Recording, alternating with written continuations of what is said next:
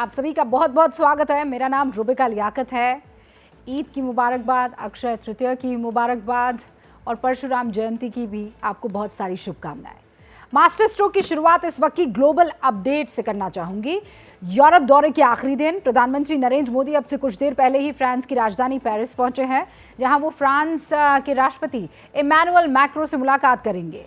PM Modi का जो ये फ्रांस वाला दौरा है, ये है तो कुछ ही घंटों का, लेकिन बावजूद इसके उनके इस दौरे पर अमेरिका से लेकर ऑस्ट्रेलिया तक हर देश की नजर लगी हुई है। पूरी दुनिया इस दौरे से एक नई रोशनी की उम्मीद लगाए बैठी है।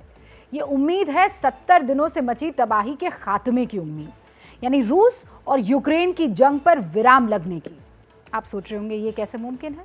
दरअसल पीएम मोदी के 3 दिन के यूरोप दौरे में रूस यूक्रेन जंग का मुद्दा सबसे अहम रहा है, मरकज में, सेंटर में रहा है। इस दौरे के फ्रांस के राष्ट्रपति मैक्रो से उनकी मुलाकात जंग को लेकर सबसे अहम मानी जा रही है, क्योंकि मैक्रो भी लगातार दोनों मुल्कों से बात कर रहे हैं जो युद्ध में हैं, और प्रधानमंत्री नरेंद्र मोदी भी। इस मुलाकात से युद्ध विराम की एक मजबूत नींव पड़ने की संभावना है, और ये उम्मीद अमेरिका और यूरोप के उन देशों को भी है जो पुतिन के खिलाफ खड़े हुए हैं।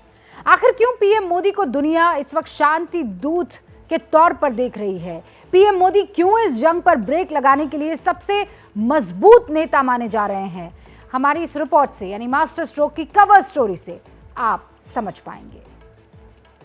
रूसी और यूक्रेनी सैनिकों के बीच जमकर लड़ाई हुई और इस जमकर लड़ाई में काफ़ी ज़्यादा तबाही मची हुई है। पूरे जंगल के किनारे, सड़क के किनारे यहाँ पर सिर्फ और सिर्फ टैंक ही नज़र आ रहे हैं। बहुत सारी बॉडी यहाँ से निकाली गई है।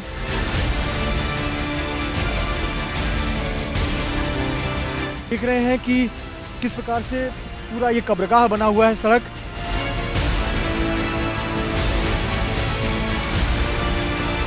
यहाँ पर हवाई हमला हुआ था और यहीं पर 2 हेलीकॉप्टर गिरे हुए हमें नजर आ रहे हैं। देखिए, यह पूरा जो परिसर है वो नष्ट हो गया है, बर्बाद हो गया। क्या थमने वाली है 70 दिनों से जारी ये बारूदी जंग? क्या रूस और यूक्रेन का युद्ध रुकने वाला है? क्या जंग के अंत का ऐलान होने वाला है?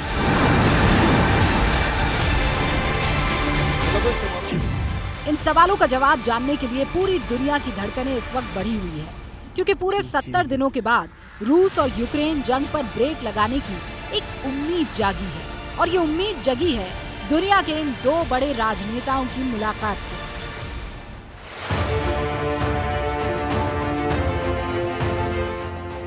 यूरोप दौरे के आखिरी पड़ाव में अब प्रधानमंत्री नरेंद्र मोदी और फ्रांस के राष्ट्रपति इमैनुअल मैक्रों की मुलाकात होने जा रही है, और इसी मुलाकात से रूस और यूक्रेन की जंग पर ब्रेक का कोई फॉर्मूला निकलने की उम्मीद है, क्योंकि पिछले 70 दिनों से जारी इस युद्ध को रोकने की सबसे ज्यादा कोशिश करने वाले देशों की लिस्ट में सबसे ऊपर अगर कोई है तो वो है भारत और फ्रांस। प्रधानमंत्री नरेंद्र मोदी के 3 दिन के यूरोप दौरे में यूं तो क्लाइमेट चेंज से लेकर क्लीन टेक्नोलॉजी और भविष्य की सुरक्षा चिंताओं से लेकर मौजूदा ऊर्जा संकट तक कई मुद्दों पर बातचीत हुई, लेकिन 7 देशों के प्रमुखों के साथ पीएम मोदी की मुलाकात में हर मेज पर एक मुद्दा प्रमुखता से नजर आया, और वो था रूस और यूक्रेन के बीच चल रही जंग को रोकने के फॉर्मूले का, उसको लेकर चल रही कवायदों का।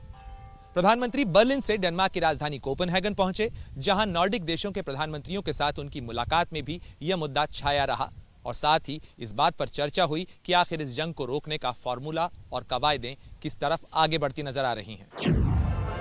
पीएम मोदी ने मिशन यूरोप के तीसरे दिन इंडिया नॉर्डिक समिट में हिस्सा लिया। इसमें डेनमार्क के प्रधानमंत्री मेट फ्रेडरिक्सन, आइसलैंड के पीएम काथरीन याकुबजोतर, नॉर्वे के पीएम योनास गायर स्टोरा, स्वीडन की पीएम मैग्डलेना एंडरसन और फिनलैंड की पीएम सैना मैरीन मौजूद थी।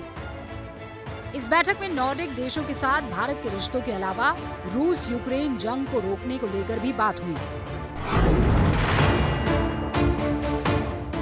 इस बैठक से पहले पीएम मोदी ने स्वीडन की प्रधानमंत्री मैग्दलेना एंडरसन और आइसलैंड की पीएम कातरीन योकबजोतर से मुलाकात की थी। इस मुलाकात में भी रूस यूक्रेन की जंग और यूरोप की बदलती तस्वीर पर बात हुई। ABP news reporter Pranay Upadhyay ने इन दोनों नेताओं से एक्सक्लूसिव बातचीत की। The issue of a Ukraine-Russia crisis also came up during your discussion. Well, of course. I mean, this is a war that is affecting everyone in the world. We see it on the high prices on gasoline, and we see increasing food prices. So, I mean, this is affecting us all. And Sweden, we are a neighbor to Russia. So, of course, I was very clear on the Swedish view on this, that this is an illegal invasion of a democratic and peaceful neighbor, that is a clear violation of international law, and also that we're very concerned with the war crimes that we see, the attacks on civilians. What did you urge Indian Prime Minister as far as the Ukraine-Russia crisis is concerned? What have you raised? Well, Iceland has condemned that invasion, and we are seeing a terrible results of this invasion in Ukraine for the Ukrainian people. So it's a very pressing issue that there will be some solutions found. Sadly, it looks like now that this war is going to be prolonged. And I think all the countries share.